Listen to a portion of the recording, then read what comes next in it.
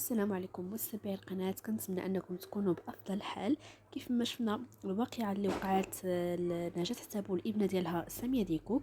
خليكم حتى الاخر باش تشوفوا الرد ديال الاب سامية على هادشي اللي وقع، وعلى الزوجة او الطليقة ديالو نجاة حتابو. خليكم للآخر. بما انك ذكرتي الاسم ديال الفنانه نجاة عتابو، كي دايره اليوم علاقتكم؟ يعني شفنا كانها فريمون فيها الاحترام، كتعيطها استاذه الفنانه ديالنا، كيفاش دايره علاقتكم؟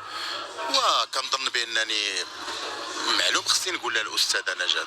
شنو زعما خصني نعيط لها؟ نجاة استاذه واخت وصديقه ودوزت انا وياها مسيره فنيه كبيره بزاف ودوزنا حياه زوجيه، ودابا تبارك الله راه مزوجه بالسي مراد، وانا راني تزوجت واحد السيده اخرى. عادي جدا، يعني هادشي طبيعي، ماشي شي حاجه نقولوا يعني خصني الاحترام دائما كاين بيناتنا، وكاين دائما تعاون. وصوبت لها اغاني حنايا كاع ما مفارقين، وكانت حنا تفارقنا وبقات المسيره الفنيه ديالي مازال كتعاملوا فنيا؟ بيان سور. حنا دابا غادي نصاوبوا واحد دو شونسون ان شاء الله، هما جايين في الطريق، وحده ديال الشلحه وحده عربيه ان شاء الله. انا خدام فيهم، راني كملتهم تقريبا، وسمعت هي وحده ديال الشلحه عجبتها، وغتكون ان شاء الله اغنيه جميله جدا. غادي يعرفوها المغاربه ان شاء الله. الزوج ديالها ما عندوش مشكل في هاد يعني الخدمه اللي بيناتكم؟ وشنو المشكل غادي يكون؟ ما نظنش، ما كاينش، لا هادشي ما كاينش نهائيا. لان يمكن لان هي دابا كتعامل معايا انا كملحن، ما كتعامل معايا كحسن ديكوك ملحن فنان فقط. هنا وقفنا.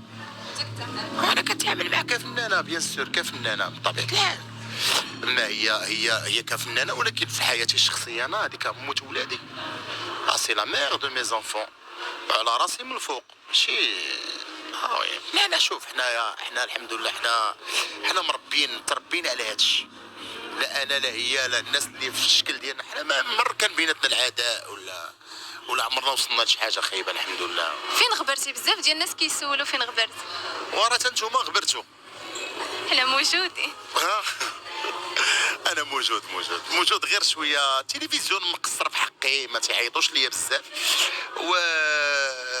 ودازوا شي برامج اللي هما كبار وتشافوا وما عيطوا لياش.